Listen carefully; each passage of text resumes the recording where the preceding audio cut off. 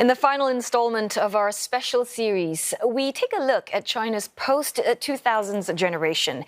Now, 2022 was the year when this cohort began entering the job market, and they have since caused quite a stir in China's workplaces. CNA's Deborah Wong finds out more. 9 a.m. to 9 p.m. 6 days a week. That is 996 or 996, a grueling work culture that's largely associated with some of China's biggest tech firms.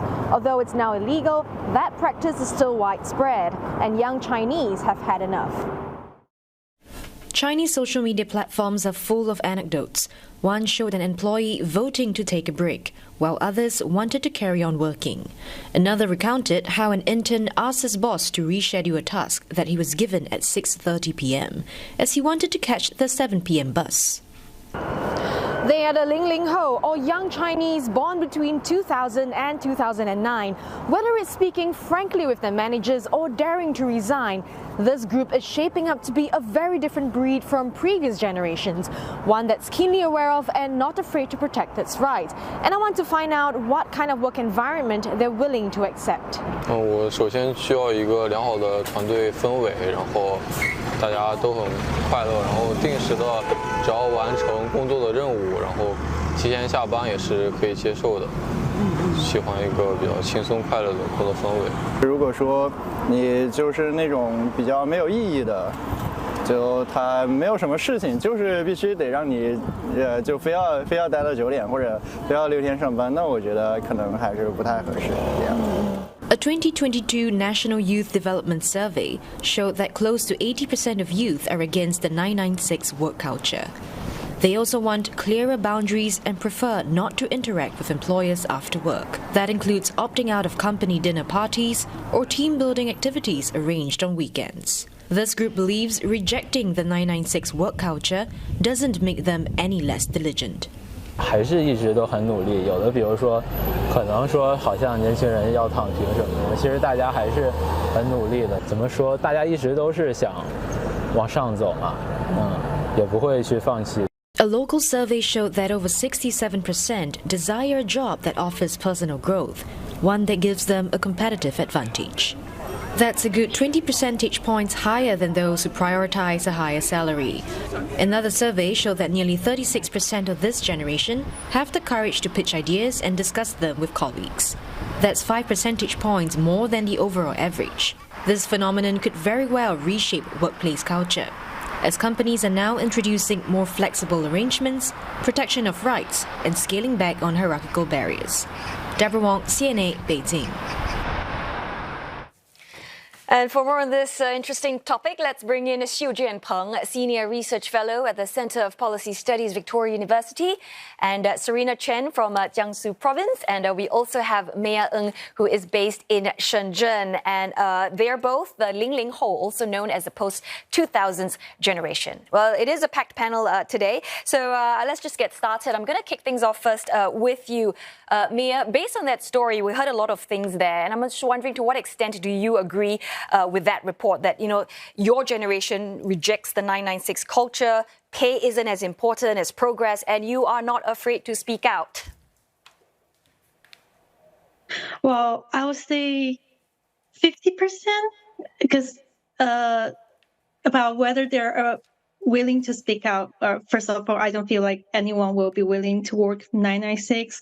Well, everyone wants to have a life outside their work for sure, but for a lot of based on my observation, people are more, for who just entering the work market, they're not actually that brief to speak out.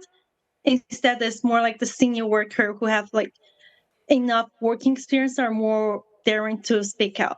But of course, there's like people who are, as they say, young people, they don't know what's going on in the work market. They will be more willing to and brave enough to speak up, but there's also consequences they need to face after that. Now, Serene, let's just bring you in here as well. So you've been hearing about tangping, which is lying flat, right? This sort of a mentality, and with your generation, about rejecting the pressure, the competition of modern Chinese society. What exactly is driving this attitude? And I guess, do you think it's a sustainable way to live? Yeah, I feel like the real cause of tangping is actually the because of the competitive market. Because in China, there's a lot of like population, and sometimes people have to have some kind of really negative, competitive, so competition, that kind of thing. So feel like Tangping is some people just feel like, okay, I can just give up. Maybe I need some time to rest. So I feel like Tangping is not really an active attitude. Sometimes you just need some time to rest. Maybe you can, after that, you can just so you just need some time to rest, but not all the time. Yeah, for me. All right. Dr. Peng, I'd just like to get your perspective here, right? I mean, how can we reconcile the fact that this generation, they're seeking a better work-life balance with the reality that China's economic miracle has been built exactly on the fact that you have to work long hours and you have to work hard?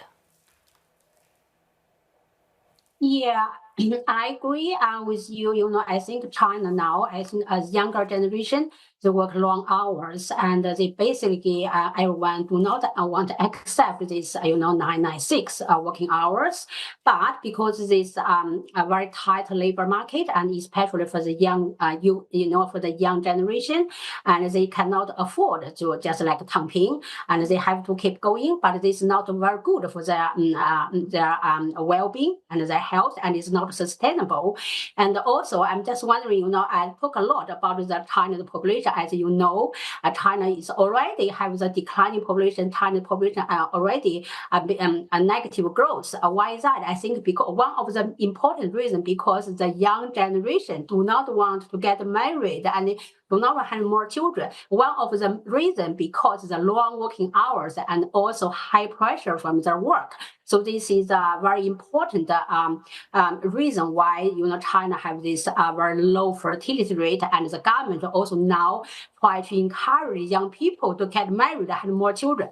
But if the government cannot improve their working environment, cannot give them work and life balance, and also cannot give them more high quality after working life. I do not think the more young generation will choose to have more children. Yeah. I think that is something which developed countries they are battling with this issue. But Dr. Peng, this generation, it seems they seem more individualistic and they are focused on their personal growth. What does this mean, though? Because when we talk about traditional Chinese values, we're talking about collectivism, hierarchy, filial piety, that sort of thing. Yeah, I think as the younger generation, I think they have more value their own freedom, their own they want to build their individual career path, and also not want to just maybe follow the traditional value. So that's why I think when facing this very tight labor market and tight working environments, they try to have their voice. They like, so, oh, this is enough. I want to change. I think this is very good for the young generation. This is very different with the older generation.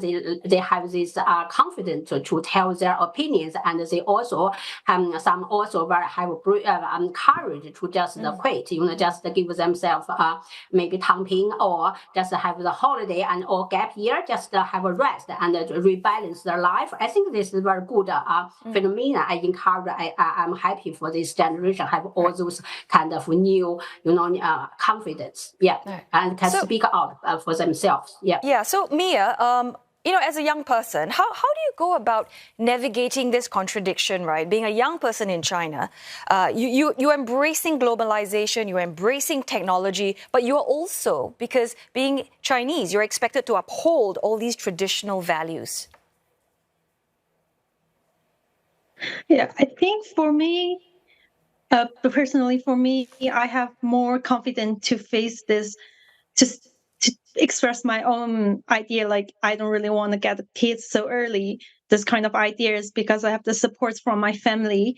And also a lot of my friends have the similar, I would say, support from the family that give them the confidence that even though they don't have a kids or they don't have a family right now, they can still have their own life or have the support from the family that give them the money and all the cares that they need to survive in the society.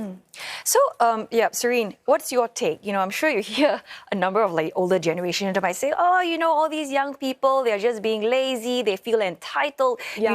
You need to toughen up and accept the realities of the workplace. How do you respond to that? Yeah, I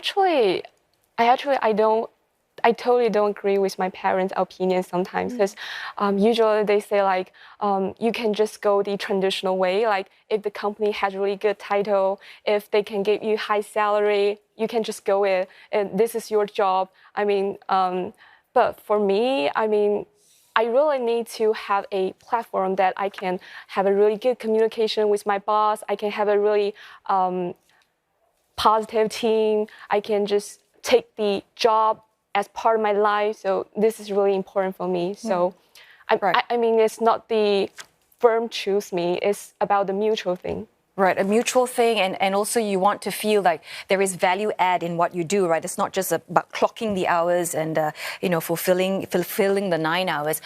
Dr. Peng, so you've talked a little bit about the implication of China's economic growth. With this shift in work culture and mindset among the young. But can you just give us some examples? Because we're talking here about we're facing rising labor costs, we're facing a shrinking workforce. What are the other complications of that? Yeah, I think the complication is now is, for example, currently young generation and they facing long working hours, but I think they have to accept that, because if you leave your labor market and then if you want to come back, maybe you cannot find the ideal job you're looking for, because so many people waiting get your job. So they just have to stick on the job even though they do not like. But in another way, China, because now we also facing in the future we have the labor decline. Now already have the labor force declining and also labor cost increase. So this means China in the future, and this young generation become older, they even need to work harder to because we may facing labor shortage in many areas in China in the future. So that's why I think now is a dilemma. They do not want to work so hard, but they have to, because maybe they cannot find a more ideal job. So I think this is for them is a very difficult situation. Yeah. So Serena, as someone who grew up, during a time of rapid change and uncertainty, what are some of your hopes and your fears for the future of China and the rest of the world? And I suppose, how do you think your generation can shape that future? Okay, so for me, I actually have several internship experience in Shanghai. Shanghai, I feel like for me, Shanghai is the most international city in China. And I feel like a lot of young people, they have started to change. They're trying to change the whole workplace in China. Shanghai has really good diversity, and they're trying to have really talk to their leaders. They are trying to do something not that traditional. So I think I'm really confident about the young people in China. That's great. That's great to hear. Positive, and I certainly wish you and Mia all the very best in your future. And thank you as well, Dr. Peng, for joining us this evening for this discussion.